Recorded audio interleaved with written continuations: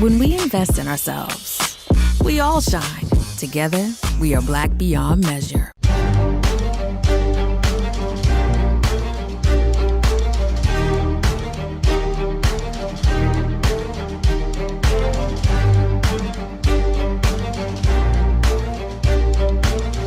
Welcome to the Black Table, an hour devoted to exploring ideas and subjects of special importance to African people and to others, fighting to build a better society.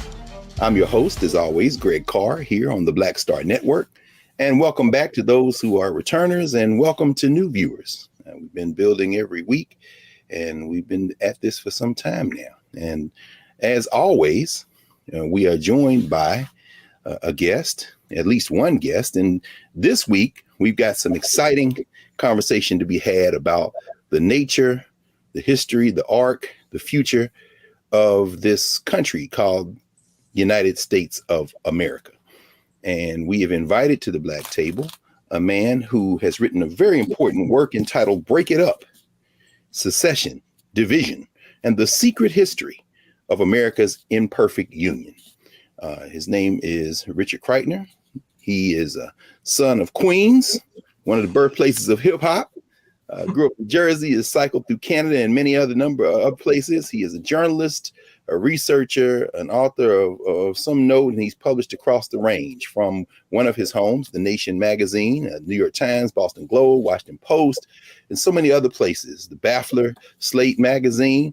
And as I said, Break It Up is what we're going to discuss today with our guest, Richard Kreitner. Welcome to the table, Richard. Thank you so much for having me, Greg. Really appreciate it. Great introduction. Oh, no, listen, thank you, man. This work is so important. In fact, we were talking when we, made the decision to try to invite you to see if we could fit into your schedule. And one of the things I was concerned about was that the dance card would be full. I mean, the way you lay this thing out, man, I suppose we had a little thing called COVID-19 to intervene between when the book came out and now. But this book in so many ways reads like a revelation. There's so many figures, so many events that we think we know, that we learned in the United States anyway, and we know folks are watching from all over the world. But here in the United States, we learn in our classrooms that you revisit and kind of turn on its head. So I guess the first question I think we probably want to ask you and we want to know about is, where did you get the idea for this book? Yeah. Thank you again for the really kind words. I really appreciate it. As you mentioned, I had the idea, kind of a long time ago in about late 2014, actually, right after the Democrats lost control of the Senate. And it kind of seemed like Barack Obama's presidency had effectually come to an end. And there wasn't that much to show for it. I'm kind of a disappointed baby of 2008 when I turned 18 and voted for the first time and thought that I was voting for world historical change. I imagined a T-shirt, at about this time of great disillusionment in 2014, 2015. I voted for world historical change and all I got was Mitt Romney's healthcare plan, and it seemed to me like the kind of constitutional structures of our country were the problem, the undemocratic nature of the Senate, partisan gerrymandering, a Supreme Court that had been, shaped by presidents who hadn't won the Electoral College. And that problem obviously got much, much worse. So I was working at The Nation magazine at the time as the archivist, actually, and I was preparing for the magazine's 150th anniversary issue in 2015. It was founded in 1865 by abolitionists as, to sort of plot a path forward for the movement against slavery in the age of emancipation. And based on that, I was reading through the archives. I was commenting on an article about the Constitution and the progressive view of the Constitution from the early 20th century. And that reading in the Constitution and the Civil War period especially kind of got me thinking about the nature of the Union. And I just had this thought, like maybe this is the problem. Maybe arguing over everything in Washington, D.C. in one place is the problem with our country. And maybe it's ungovernable and maybe it'd be better if we broke it up. And I wasn't really prepared to write a manifesto arguing that point. I'm still really not prepared. I'm very ambivalent, go back and forth every day. But what I wanted to know was, what was the history of this idea? Of course, I knew about the Confederates. I knew that plenty of people with whom I, stridently disagreed had the idea of secession and disunion. But had anybody with whom I did agree had the idea? And I wanted to just go back through history to see if that was the case. Very quickly, I discovered that it was. The abolitionists are kind of the heroes of the book, really, are these people who argued that the North should secede from the Union. This is in the decades before the Civil War, to protest slavery, and not merely to protest it, to clean their conscience, as some historians have argued, but to fundamentally undermine the institution and deprive it of vital support, and in that way end slavery without, a civil war and all the bitterness and unresolved tensions and whatnot that would entail.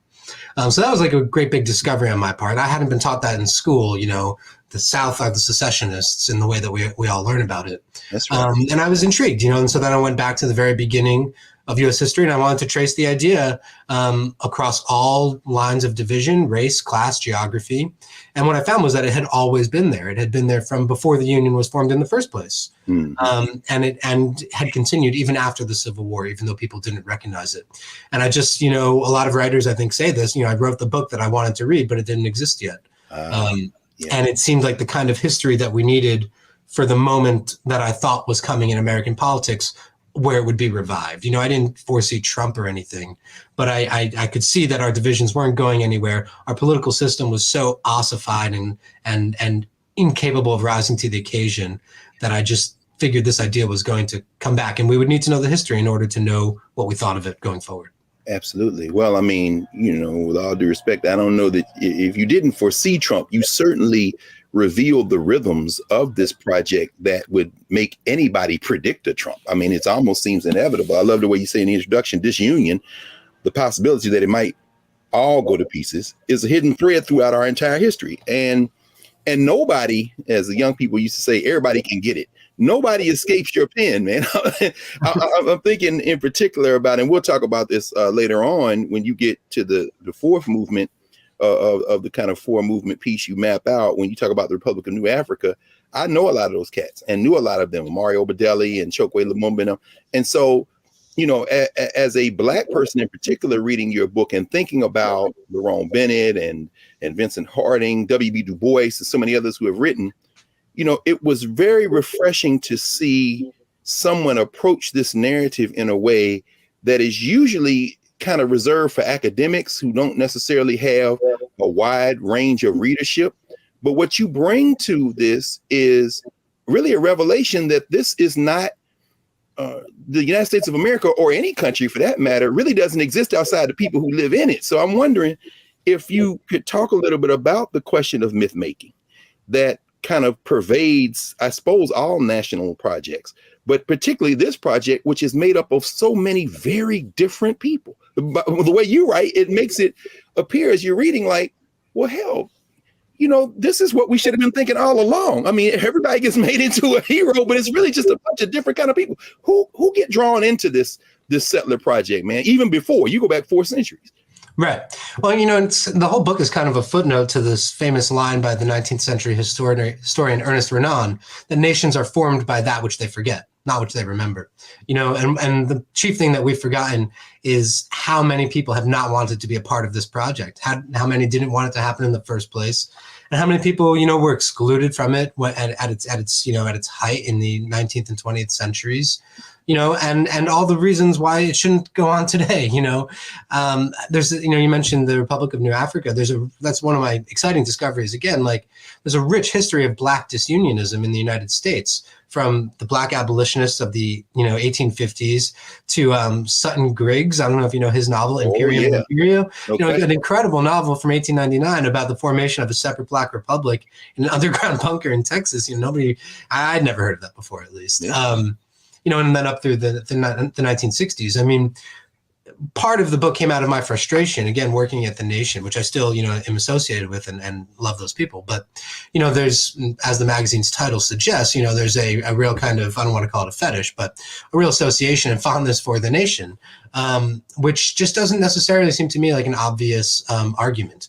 Of course, we're still dependent on and proud of the successes of the civil rights movement, Brown v. Board of Ed, the Civil Rights Act, instances in which the federal government seems to be using its power to protect Black people and other minorities, from a worst possible oppression. But as we're seeing now, as those kinds of protections are rolled back, Roe v. Wade, I'm sure we'll get to this, the federal government, again, as it did in earlier centuries, again, seems to be more of a threat to rights, than a guarantor thereof. And I think that this is the kind of history that, as I say, we're going to kind of need to think through and be aware of in order to undermine those longstanding fundamental assumptions that associate progress with the nation, that associate civil rights with a strong federal government. And I think that people are starting now to kind of question those assumptions.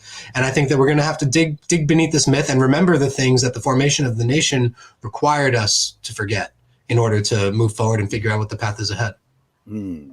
That's very powerful, man. And yeah, I'm sure we will. I was thinking in particular about part 3. I think it's chapter 8, where you get into the whole conversation about states' rights from the Northern perspective after you take us through the Fugitive Slave Act.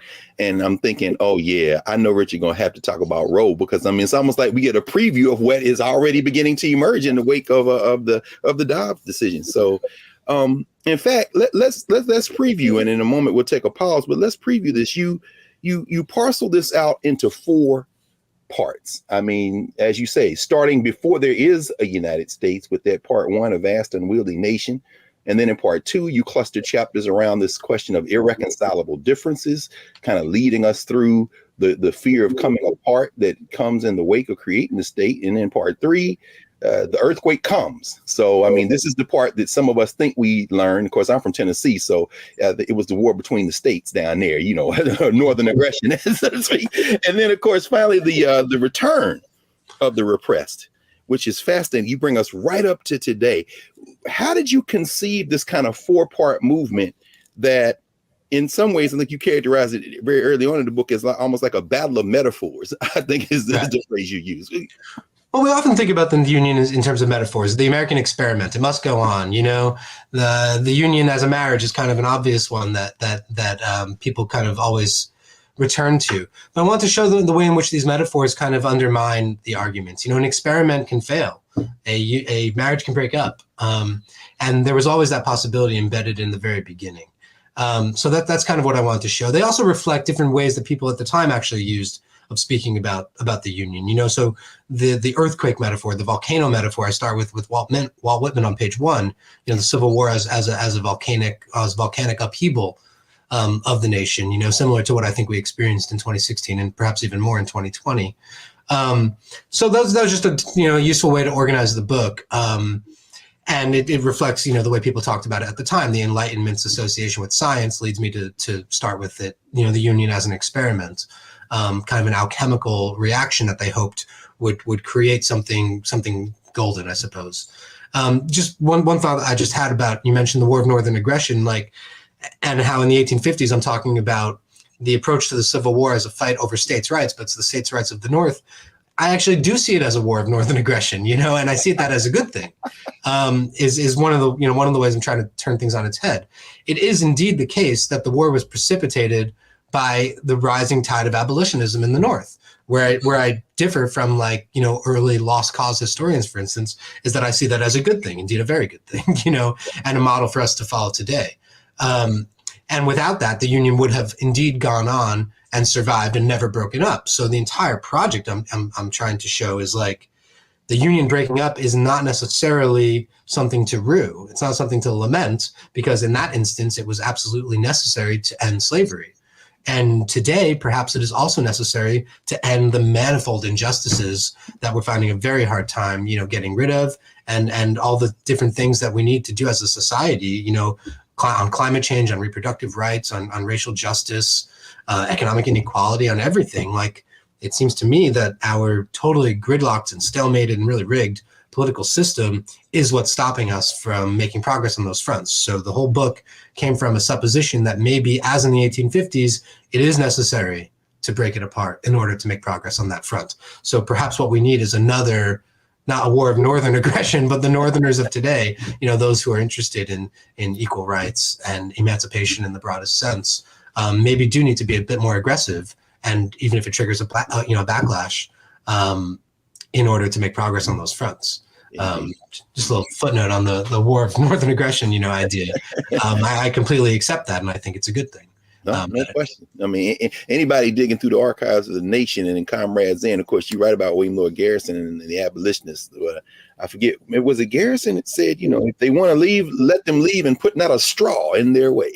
So I was like, I remember reading that and started laughing. So at any rate, well, we're going to come back in a moment with you, Richard, here on the Black Table, and we're going to get into the chapters of this book, and we'll go piece by piece through, and as you lay out your analysis and your argument. So we'll be back in a moment here at the Black Table on the Black Star Network.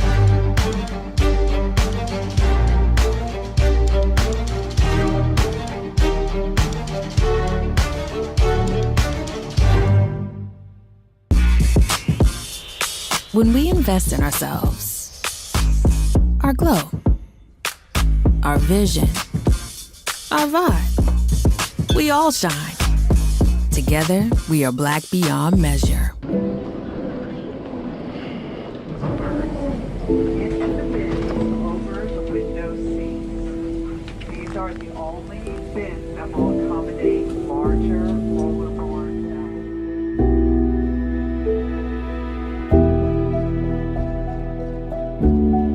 They put 10 in here? 10, and you don't come out till you die. And you eat him, you hoop 10. Oh my God. So what?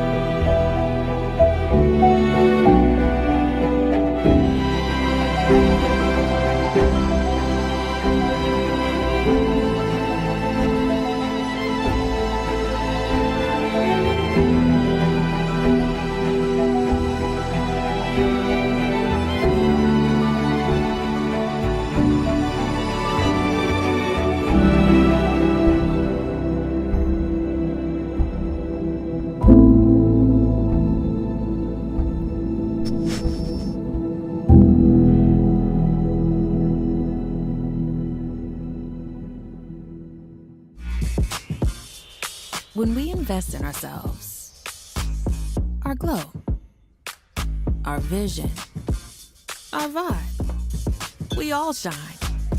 Together, we are black beyond measure.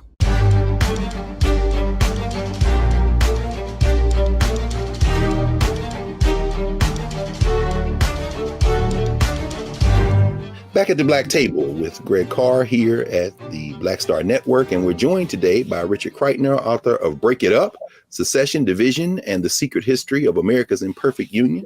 Richard, when we left, you had given us the grand tour and broad overview, and so why don't we get into how this project begins to come together in the first place, this vast unwieldy machine, so to speak. You used the metaphor of machines, and I think a lot of us, particularly since we have a kind of Anglo-centric view of U.S. history, tend to forget that the Europeans that came here were not all English. In fact, I think you start the book with the Pilgrims, and I think they're the first people to get remade. I mean, you talk about them being separatists, and we think about the French, of course, and the Spanish in Virginia and South Carolina. Talk a little bit about, if you don't mind, how this enterprise begins. I mean, who's coming from where, and they all aren't here to seek a more perfect union. Maybe none of them are.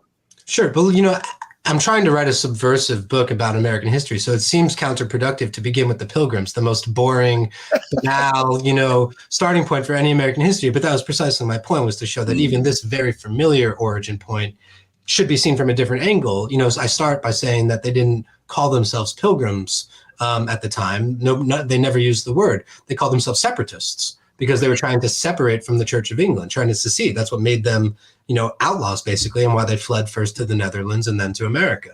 And then once they land here, there's this separatism kind of in their, I hate the metaphor, but in their DNA, effectively, so that their settlements immediately start fracturing. That's what it is to be a 17th century New Englander, is to be constantly leaving one settlement because you're dissatisfied and moving on to another. That's how New England is settled. Each town is basically formed in the act of secession from another one in each colony. So these, secession is kind of ingrained in the idea of America in the first place. If you're ever dissatisfied with the existing political, social, religious arrangements and institutions, your first move is going to be to leave and start something new. And I think you just turn manifest destiny on his head. It just looks like one big wave, but you're saying people are literally trying to get away from other people. Absolutely, until they can't anymore. And that's the 20th century, And then you put up a wall, and then there's the end of the project. No, yeah, well, there's a great book. I mean, I don't know if you know Greg Grandin, The End of the Myth. Yes, it's kind of similar to mine in that he's relooking at 4 centuries of American history through a totally different lens. It's an amazing book. In any case, basically what I'm doing in that first part is I'm explaining why did it take so long to form a union? It took a century and a half, which is the same time between now and the Civil War, a very long time. And it wasn't because nobody thought of the idea, though for a while nobody did think of the idea. But then once they did, nobody wanted anything to do with each other. The colonies were, as you're saying, founded by different people, Huguenots and English, Scotsmen, Germans, Czech people, the people from all over Europe. As I say in the book, not a continent generally known for, peaceful cohabitation. And there's various plans that come up, starting with William Penn, the founder of Pennsylvania in the 1690s, to form a colonial union because, mostly it'll be easier to arrange defense against Indians, against Indian attacks and various, the French, the Dutch, any kind of external enemies that there are to the English colonies. So he proposes this idea and the London officials like it because it's going to make it easier to organize trade, defense, border disputes. But the colonists reject it out of hand. They want nothing to do with one another. As again, they came over here not to join a union, but to be separated. Mm-hmm. And that continues for the next century and a half. Benjamin Franklin famously in 1754 puts out the first political cartoon in America, Join or Die with the disjointed snake. And that's kind of remembered, I think it's mostly taught in history classes and in history books as kind of a forerunner of the union that eventually was formed. But it was basically propaganda for his plan of union that he suggested, intricately designed, inspired by the Iroquois, as I describe in the book. And then again, it's completely. I think I'm glad you spent some time on that. Could you mention for folks who may not be familiar, what was that kind of tarry that Benjamin Franklin undertakes with the Iroquois Federation? Sure. Yeah. He's in Philadelphia. He's a rising printer. He gets a contract with the Pennsylvania Assembly to print public records. And one of the records that he prints is a treaty or a transcript of a conference that took place in Lancaster between officials of Pennsylvania, Maryland, and Virginia with the Iroquois to kind of I think there was a murder on the frontier or something. They're going to try to mend this. But mostly the colonists are trying to get the Indians drunk and buy a bunch of land. But in the process of that, these tensions crop up between the Marylanders and the Virginians about who's going to get to speak first. And the Iroquois are just incredibly wonderful orators. They're excellent diplomatists. They've figured all of this out a long time ago. They formed their own League of the Five Nations in about the 15th century, it seems, which is basically a rudimentary union. It's a form of political union that is widely admired by not only the English colonists, but by the French as well. Everybody sees that this is a very sophisticated form of political organization. It's a federation. And so Franklin, one of the Iroquois orators at this conference gives a speech, Kanasatego, in which he says, "We learned long ago to unite and to set aside our differences. It's time for you guys to do the same. It'll be good for everybody, especially yourselves. Form a union," he says. And so Benjamin Franklin, we don't really have there's no smoking gun proof, but Franklin did print this transcript. He printed it in vastly higher quantities than he usually did with Indian treaties. And I think, and he basically immediately turns his attention to learning more about the Iroquois and getting involved in Iroquois diplomacy and forming a plan of union for the English colonists. So I think there's pretty good circumstantial proof that Franklin is inspired by the example of the Iroquois, by Kanasatego's speech, to draw up his first plan of union. Wow. My footnotes to the story in the book are extensive because the argument has been overstated many times by scholars less responsible with the facts. But I think there is a pretty good circumstantial argument to be made that he was inspired by the Iroquois model. He says so explicitly in a letter in 1751 where he says, if it's possible for so many savages, the word he uses, right, to form a union, why can't we do the same? He says so explicitly. Yeah, man. That makes sense. Well, let me. We're coming up on a break. We want to take a couple more minutes, but I want to ask you, just in terms of this moment you have us at, was it more about a common enemy than it was about having things in common that kind Absolutely. of?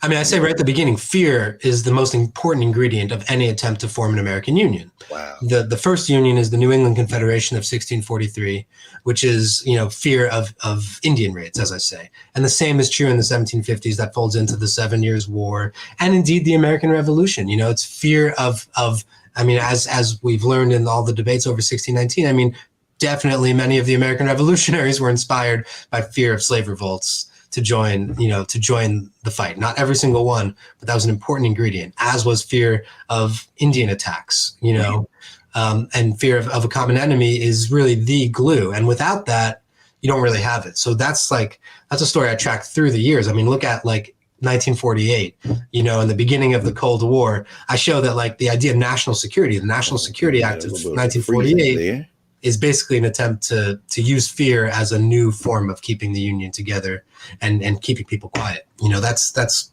straight across the board every century. I think we froze there for a minute, Richard, but I think what we lost there, you had brought us into the 40s and the 50s and the Cold War. Did you evoke the C word? Was it communism? Was it the threat of the Soviet Union? Yeah, absolutely. Fear of the outsider is used to suppress dissent and to keep the country together. In every century of American settlement thus far.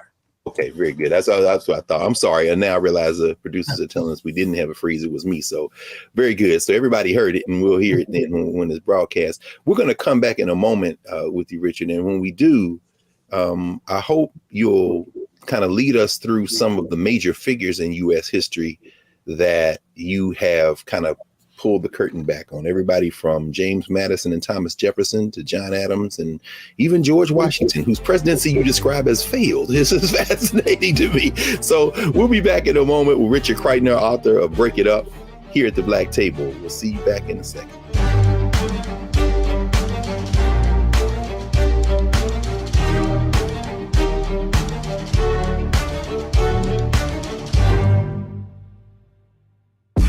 When we invest in ourselves, we're investing in what's next for all of us. Growing, creating, making moves that move us all forward. Together, we are Black beyond measure.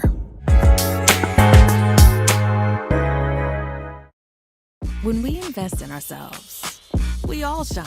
Together, we are Black beyond measure.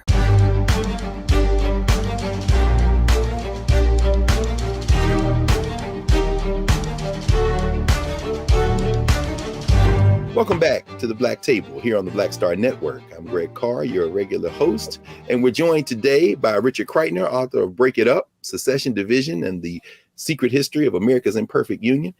Richard, you raised some very interesting things here in part one, and then we'll get to part two fairly quickly. You're reimagining the founders. I mean, everybody from Aaron Burr, who you said is not going to throw away his shot to secede and go away. James Madison, who doesn't seem particularly satisfied with that bicameral legislature they set up. Even Thomas Jefferson, who himself makes some saber rattling around possible secession. In fact, you talk about Madison having to have a conversation with him. And then George Washington, you say he has a failed presidency. I'm wondering, after there is a United States of America established, they've got to come up with Articles of Confederation. We learned it in school that they were weak, so they created a better document. In fact, almost like demigods created the greatest document in the history of the world. Walk us through some of this moment of founding, if you don't mind. Yeah, sure. I mean, there's so much to cover. I mean, the Articles of Confederation, one of the most amazing things I found is that it was only ratified, weak as they were. They were too strong for many people, and they were only ratified when the French, who were basically the Americans' military supplier in the Revolution, blackmailed Maryland into ratifying the Articles of Confederation, which Maryland was otherwise not going to do, and said, we're not going to give you military assistance. You're facing invasion from the British. We're not going to help you unless you ratify the Articles of Confederation. And that is the way it happened. Nobody's thought that. The first American Constitution was only ratified. It wouldn't have been otherwise after being blackmailed by a foreign power. Wow. So that's the Articles of Confederation. And, of course, we're all taught it was weak. Who was it weak for? It was weak for the rich. It wasn't strong enough to get them their money. That's a common theme in the text. You talk about these sequential kind of capitulations to the rich being another theme that it threads through the history. That's fascinating. The Constitution, in my mind, and in the mind of many, previous historians, progressive historians, is that the Constitution is basically a counter-revolutionary coup by the rich and powerful. Carl Becker is the first, historian who kind of came up with this. The revolution began as a fight over home rule, and then it turned into who was going to rule at home. And the rich won that fight. They feared that there was going to be a second revolution or a civil war. Shays Rebellion, populist rebellions in favor of a more equal distribution of power in 1786, which is, possibly a future project for me, just a study of that year. they feared a second revolution was going to happen and instituted, it'd be today as if the richest people in America, the Koch brothers, the Mercers, all these people got into a room and just threw out the Constitution and wrote a new one. And yes, put it before the people once, only once. Wow. As a group of people, a very small one at that. All white men, obviously, largely propertied, voted on our Constitution, and we profess to be a democracy. Put it before the people in a vote, but said that only 9 out of 13 states needed to ratify it, not the 13 out of 13 that the Articles of Confederation required. I mean, that's a coup d'etat. If it happened today, that's what we would call it. And then even after that, I'm trying to show, you mentioned Washington's failed presidency. When we think about Biden today, he came in promising unity. He was going to heal the divisions. He knows McConnell. He's gonna get Republicans to see the light. We see that hasn't happened. I would call that a failed presidency. Washington was somewhat similar. He came in trying to put the United into the United States of America, which didn't really make a lot of sense to people at the time because it clearly was not united. And then the country's more divided than ever before when he leaves office. He wanted to retire after one term in 1792, and all of his advisors say, you can't do that. The country's going to fall apart. Wow. And when he finally does retire, people think it is going to, and it nearly does. You mentioned Thomas Jefferson, the Alien and Sedition Acts, the Virginia and Kentucky resolutions. We're kind of taught these things, but do we really think like that Thomas Jefferson, this like godly figure, obviously he's come down a couple pegs in recent years, but, still like we would associate him, I think, with the maintenance of the American Union, sure. Favored secession, rather than submit to what he saw as an unjust federal law. And all these guys I'm trying to show, they all had their doubts about the Union. They all had moments where they thought maybe it shouldn't survive. Even Madison did, during the war, the dark days of the late Revolution. They all did. So, I think that's kind of one of my purposes there is to give ourselves permission today to also, think seriously about the Union. We kind of take this inheritance, for granted and assume that we necessarily need to keep it together. But the Declaration of Independence gives us, the rubric for deciding whether the government is serving our purposes today. Yeah. And I think that's all there is. That's all we've got. That's the best thing we've got. Absolutely. Is the government serving, the rights to life, liberty, and pursuit of happiness? Jefferson says, if not, here's what you do. You change it, you alter or abolish it. That's right. And it's fascinating because it is ultimately, I think, in that sense, and I'm glad you said it that way, and we'll get back to this near the end, a very hopeful book. I mean, and I mean, to say that something is up for grabs, like you do as you open in, I think it's chapter 7, and he said, well into the 19th century, this project is very much up for grabs. And you highlight California and Texas and the, Mormons and Utah and going west, but if it's up for grabs, that means it can be made differently.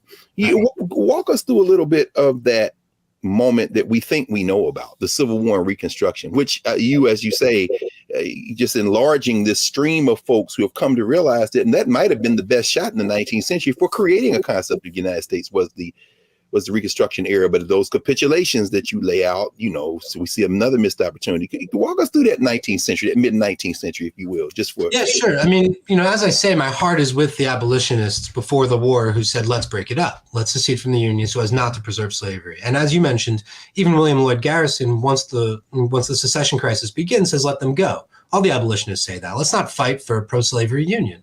But then once the war turns against slavery, all those abolitionists are unionists. They're nationalists. That's why the nation is called the nation, and that's what the Reconstruction era is all about. Even the black ones we have to mention, because I think about Martin Delany, who was actually in West Africa making a deal saying, we'll just leave and come to Africa. And then the war jumps off. He comes back to the United States and becomes the first black major in the Union Army. Right, because they see for the first time that maybe this really can be something. Maybe this can be what they said it was going to be, and it never actually was. And that's a moment of immense hope. I love that. I just love that moment. That's why I start with Whitman. He's excited that the Union has broken up. He's stoked. And Nathaniel Hawthorne also, who's got totally different politics. They're like, now we can do something with this country. It's very exciting. And I see Lincoln. Lincoln's a fairly conservative individual compared to these guys, but that's what I see, his kind of insistence that the Union has to be saved. As I say, in the 1850s, my heart's with the disunionists, really. But then Lincoln, I think, is a genuine hero. Again, very old school kind of opinion, but he saw it was important to save the Union because it was a wager about what the country might become, what that effort, what those deaths, that suffering and whatnot could be used for, which was, yes, to abolish slavery, but then to create a genuinely multiracial democracy. I think that there's all the evidence in the world that towards the end of the war, that's where Lincoln was going. And that's certainly where the former abolitionists were going, the radical Republicans, Thaddeus Stevens, another major figure for me, Douglas, where they were going. And that's the moment where it might have happened, But then what failed was the resolve of Northern whites. These people who, as I show in the 1850s, were against slavery, not because they opposed slavery or because they favored racial equality, but because they didn't like that the South was getting all the resources, that they were getting all of the, that they were getting all the spoils, basically, of federal power. And the North felt like they weren't being represented enough. So these Northern whites went into the war with a very kind of milquetoast, very lackadaisical commitment to racial equality. And it's really not a big surprise that after the war in the 1860s and especially the 1870s, there's an economic recession. That's never a good thing for progressive politics. Mm-hmm. They decide we care more about money than we do about racial equality. And they kind of give up the fight. They take their boots off the Southern throat, Southern white throat. And that's kind of the moment, the great big reversal, the backwards revolution, as I call it. Yes. Yes. So that's kind of where I see it. And you don't want to say nothing's changed in 150 years, but not much has changed. That kind of return to the compromise tradition of the founding lasts until the 1950s. When the civil rights movement, again, war of northern aggression, I mean, it's not northern aggression, but kind of northern minded, questions it and then breaks up the political system in a way that we're still picking up the pieces of. Absolutely. Absolutely. I know we're coming up on a break, but I hope we can squeeze in. Maybe you can help us. A lot of people on all sides of the political spectrum like to draw comparisons between the Roe versus Wade and Dred Scott, but you really tease out the fact that maybe, like say, anger with the federal overreach and the South's getting resources. You talk about states' rights in a way that I think previews what we're going to see now with California and other places. They say, okay, yeah, you got a fugitive slave law that says anywhere an African person is, they can be returned to slavery. So these northern states then begin to, strengthen personal liberties and I mean, is that a preview in some ways of what we might anticipate happening as the Supreme Court begins to attack some of these things we've taken for granted as rights? I hope so. You mentioned it's a hopeful book. I think that's a pretty interesting reading. I mean, I'm not a hopeful individual. I'm really well, neither am I. But I'm saying, but as you said, what else do we have, man? Yeah, absolutely. The option is available to us. I just hope that people on the left, kind of broadly construed, I suppose, are prepared to question these fundamental assumptions. About nationalism, really, about patriotism, maybe. And prepared to go in that kind of direction of questioning the federal government so deeply ingrained in us to see, the Department of Justice or something as like the protector of rights when I think that's less and less so, less and less obvious that that's the case. Absolutely. Absolutely. Yeah, of course, 1870, Grant, you talking about that, right? Going after the Klan. And we kind of forget those roots. Mary Garland liked to say that in he said in his opening speech when he was appointed, but I don't know. It seems like he's not seen too much about that. Yeah, exactly. So we'll come back in a moment here at the Black Table, and we'll kind of bring this momentum into an analysis of where we are today with our guest, Richard Kreitner, and a book that we recommend that you get as soon as you can. Break It Up. Secession, Division, and the Secret History of America's Imperfect Union. Back in a moment here at the Black Table.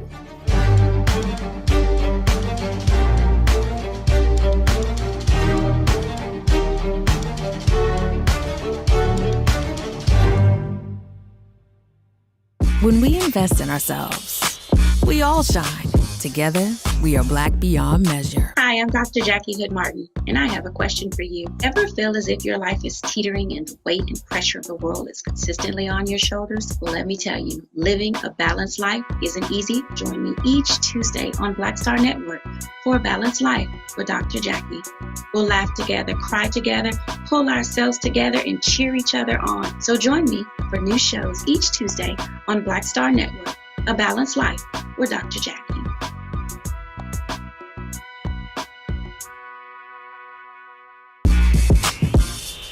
When we invest in ourselves, our glow, our vision, our vibe, we all shine.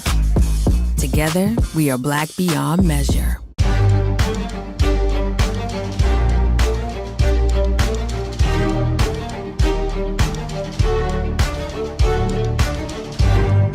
Welcome back to the Black Table here on the Black Star Network.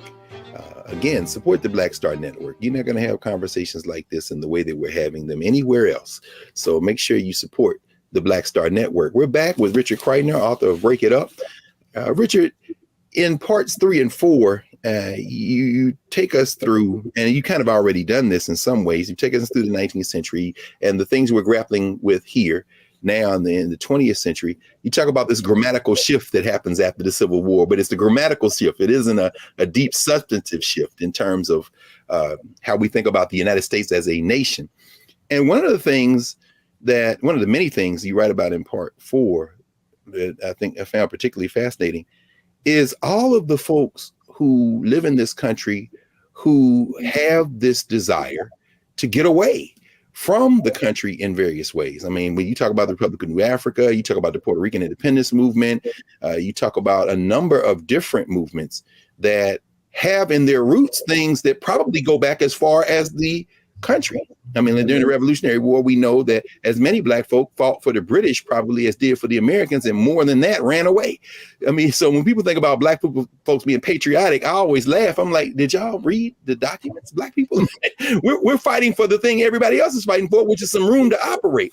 Could you walk us through what we generally receive in school and in popular culture as the Civil Rights Movement and the wake of the Civil Rights Movement, as America is becoming more and more kind of e pluribus unum? In fact, you invert that phrase. Could you talk a little bit about, how we've gotten to today in terms of this conversation? Yeah, certainly. I mean, the grammatical shift you're talking about from the United States are to the United States is purported to be this kind of, unification that happened after the Civil War. And I show that grammatically, at least, it was part of a larger shift. It had nothing really to do with people's changing conceptions of the Union.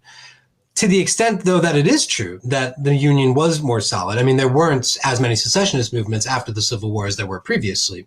That is, again, because of this reversion to the compromise tradition. There were no major challenges to the Union as conceived, which is effectively to serve white supremacy. So who's excluded from this country? I've heard one critique of the book that, for all of those movements, it only broke up the once. It's been a fairly stable country, but on what basis? On the basis of racial exclusion and segregation, before the war and after the war. So that's that kind of explains away the 20th century to me. The first half of it basically is, of course, there's not going to be any kind of major movements because everybody was pretty much, all the whites at least were pretty much agreed about what this country was supposed to be about. And then once that stops is when you get, all the political turmoil, as I say. The challenge for the 20th century, if you're writing a book that argues that secession has always existed in American history, is to show the places where it did crop up, after the Civil War, which is, interesting and significant to me, but not nearly as prominent as Southern, secessionism before the war, or Northern, abolitionist disunionism before the war either. But there's all these very interesting movements, as you mentioned, Puerto Rican independence movement, Chicano separatists, both in the 1910s, aligned with the Mexican Revolution, where there was a plan to take back the Southwest from the United States. That's what the Zimmerman telegram is all about, that the Germans during World War I send to Mexico to say, if you join the war against the United States and we win, we'll give you back the Southwest that America took during the Mexican War. Before you go on, let me just mention and give a nod to the Museum of African American History and Culture here in DC, because so many people were not aware of that until they put a panel in there on World War I that showed that overture. And I was watching people stunned by that. So they actually made an overture and said, look, we'll give you these states back if you join us. Right. And then the plan to San Diego, which is this Mexican revolutionaries plan, is not only to form, a state for Mexicans in the Southwest, but also a state for Black people, a separate Black nation in the South. There's going to be this alliance to kind of claw back land from the settler colonial United States. It's very interesting. And the Zimmerman telegram, the interception of it, is actually what gets the United States into World War I and, ends the era of American isolation. So, that shows to me that there's still fear. Yes. There's, again, still fear of American politics as kind of a very major element of what's holding things together, and what motivates the federal government to act is fear of disunion. There's still this kind of paranoia that what was cobbled together so haphazardly and held together so difficultly could still fall apart. And that to me explains the 1960s as well. There's all these movements from, the Republic of New Africa that you mentioned to a Chicano separatist movement. There's lesbian separatist movements. There's hippies imagining forming their own underground states of America. Everybody who's anybody is imagining getting away from this kind of horrible behemoth, and starting their own thing. So let me ask you. We won't have a whole lot of time left. I want to ask you. You probably saw recently in New York Times Magazine Charles Holman's article on the whole "Stop the Steal" movement and the American right. One of the elements that seems to want to keep the thing together, albeit on its own terms, is this extreme right kind of white nationalist movement, the Tea Party and everything's going. How ironic is that? I mean, they're not talking about seceding. They say, no, we want to strengthen the Union, but on our terms. How do you read that? And how does that's very similar to the South in the 1850s. As I say, if the North was in favor of states' rights in the 1850s, the South was actually in favor of a more perfect union on their terms for their purposes. And that's what we see today. I mean, another kind of sub-argument of the book is that nationalism can shade into separatism quite easily if you feel like the nation has been captured by elements that are hostile to your own interests, identity, ideas. That's why the idea of the Confederate flag in the January 6th, kind of insurrection or whatever was not that surprising to me. People were like, how can you be for Make America Great and be in favor of insurrection and be in favor of Confederate? How's that nationalism? And if you really look at American history, it's all one thing. It just takes different guises in different moments, depending on where they feel that their interests are. And I kind of think that the left should do the same thing. We should be in favor of nationalism when it serves our purposes, and we should walk that back when it seems not to. As right now, in an era of right-wing judicial supremacy and whatnot, I think it's not serving our interests. Yes. Well, I mean, you walked us perfectly into where we kind of wanted to end up today, having covered so much territory in these few minutes. What do you think should be the ends of, as you write, our continent-spanning federation? What are the means? I mean, as we sit here entering the third quarter of 2022 with everything that's laid out before us, what are some of the possibilities you imagine in this, Rich? I mean, as we're sitting here, I mean, the one that I would favor is people starting to talk a little more maturely about secession and disunion.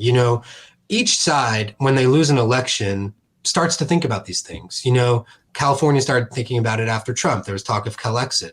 And after Biden won, it was Texas. And they're still talking about it, obviously, because they're not in power right now. That's right. And each side is very hypocritical in this regard. And I even show there's a great history to that. In the early 19th century, both sides, the Federalists and the Republicans, were doing the exact same thing. It was a game of roundabout, as one politician said at the time. And I just think that we should be a little more open and less kind of finger wagging when everybody considers, well, is this union really worthwhile? We act as if that's an impermissible question, whereas I think it's actually the most American question of all. That is the question of the American Revolution. That is the question of the Civil War, is rationally thinking, what are the ends being served here? Are they ours? What are we willing to give up in order to see that it continues? It seems to me, and a lot of polls, bear this out, that interest in secession, in the possibility that the union doesn't work anymore, is kind of the only thing we actually do have in common, which kind of goes back to the colonial period as well, when people were saying, you know what, the union, no thanks, I'm not interested. Yes. The one thing we have in common is that we want nothing to do with one another. Well, now, what does that look like? What does that entail? Probably mass movements of people, but that's better than national tyranny, it seems to me. Sure. And of course, the factor as we work our way through a global heat wave, and I love the way that you remix Lincoln's last best hope on earth, the last great hope on earth. What is at stake? It's beyond just this territory we call United States time. We're facing a thing that now we're at an existential crisis. Yeah. Well, we'll talk a little bit about that if you don't mind. I know we only have a couple of minutes, but you write about that though. Yeah, absolutely. I mean, certainly if the United States could be moved to act on climate change, it would be an important building block for global action, obviously. But we're not acting on climate change right now. Perhaps the Northeast, freed from federal constraints, the Supreme Court especially, could. The West Coast, perhaps if we were smaller countries, at least some of them could do something about climate change, if not to alleviate, to prevent it from getting worse, then to deal with the consequences. Right now, we're not doing anything. We're an ungovernable nation. And I'm not sure, but I do wonder, as you say, the Lincoln quote, I do wonder if disunion, rather than keeping the union together, is, as Lincoln said, the last best hope of Earth. Because right now we're holding the whole world back from doing anything. It's very true. That's very true. I'm not going to put that all on Joe Manchin after all, but it's not. I put a little on Joe Manchin, but I'd put it on a horribly designed system for exactly right. Representative governments. That's exactly right. Hey, man, I love the way you had James Madison losing his mind around this thing. Like, well, what are y'all doing? but he said it's gonna break up the union someday. Yeah. Isn't that something? I mean, isn't that something? And we don't think about that. Manuel, you should have checked with Richard Kreitner before you went to the book for your play, brother. But anyway, Richard, as we close for now, and we hope you'll come back and join us. Particularly, you're working on a new project that we saw, American Jews, Slavery in the Civil War. What is that about, man? Yeah, I thought reviving secession was not controversial enough. Yeah, I mean, yeah. It's a study of 6 American Jews and how they dealt with the politics of slavery in the Civil War. Some of them are religious, some are atheists, some are slave owners, some are abolitionists, who are the ones I'm kind of most interested in. But I'm looking at the story of how people defined by a historical experience of slavery encountered a country also defined by a historical experience of slavery, and what obligations that they thought that tradition imposed on them, in what ways they used participation in this debate over slavery in the Civil War to assimilate into the country, to become white, as the literature puts it. This comes out of a paper I wrote as a undergraduate, 12 years ago, about Jewish abolitionists. And yeah, I'm really, really excited about it. There's some interesting characters. I'm interested in seeing how different characters, one pro-slavery and one anti-slavery, responded to the same events in the 1850s, Bleeding Kansas, for instance. And I used Break It Up to kind of think about my American identity for about 5 years. And I'm using this one to think about my Jewish American identity. Hopefully it won't take 5 years, but sorry? No, go ahead. I'm sorry. It'll be called No More Pharaohs, No More Slaves. Oh, wow. That is fascinating. Listen, man, as you're thinking through it, you're helping us think through it. And it's quite a service. So your personal website is still up, right? RichardKreitner.com? Yep. So we can follow you there and look at some of the things you're doing and anticipate what's to come. We want to thank you, man, for spending this hour with us, Richard Kreitner. Thank you. I really enjoyed it. Oh, no, thank you. A historian, journalist, contributing editor to The Nation, writer, thinker, and as we can see, someone who is not only using history to imagine, but to reimagine not only the United States of America, but what our obligation is to each other in the world. So thank you again, Richard. And we look forward to having you back soon. Yeah, thank you very much, Greg. Really appreciate it. Absolutely, absolutely. We'll be back in a moment to clear the table and prepare for next week here at the Black Table on the Black Star Network.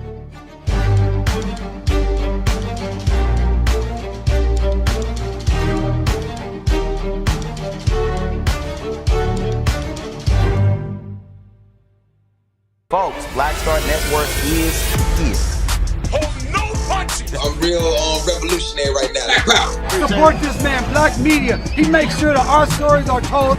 Thank you for being the voice of Black America, Roland. Stay black. I love y'all. All momentum we have now, we have to keep this going. The video looks phenomenal. See, there's a difference between Black Star Network and Black-owned media and something like CNN. You can't be Black-owned media and be scared. It's time to be smart. Bring your eyeballs home. You dig?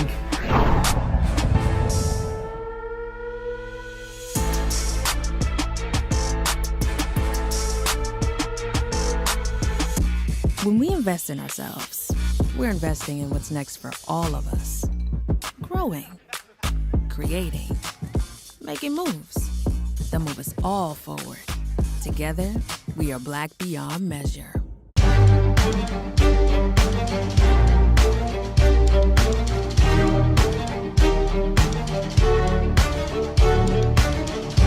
Welcome back to the Black Table. We've enjoyed the past hour with Richard Kreitner, author of Break It Up, which I hope, and we all hope, gives you a new foundation, certainly a spark to rethink this thing we call United States of America and our responsibilities to each other in the world. And in that vein, we evoke a previous generation's writer, thinker, scholar, who was friends with, among others, Oswald Garrison Villard, one of the founders of the NAACP, the grandson of William Lloyd Garrison. And we're thinking none other of W.E.B. Du Bois, who wrote his doctoral dissertation at Harvard University on the suppression of the African slave trade to the United States of America. And in fact, that became his first published book, the first book in the Harvard Historical Studies series. And he ends that book. In fact, the last paragraph of the book goes as follows. It behooves the United States, therefore, in the interests of both scientific truth and future social reform, to carefully study such chapters of her history as that of the suppression of the slave trade. The most obvious question which this study suggests is, how far in a state can a recognized moral wrong safely be compromised? And although this chapter of history can give us no definite answer suited to the ever-varying aspects of political life, yet it would seem to warn any nation from allowing, through careless and moral cowardice, any social evil to grow.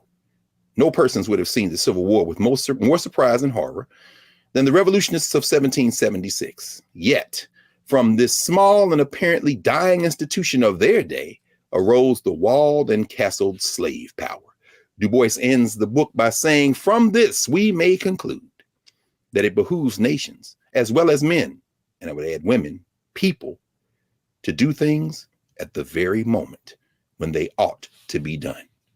That's W.E.B. Du Bois from 1896, and from 2020's book, Break It Up, Richard Kreitner gives us a very similar message.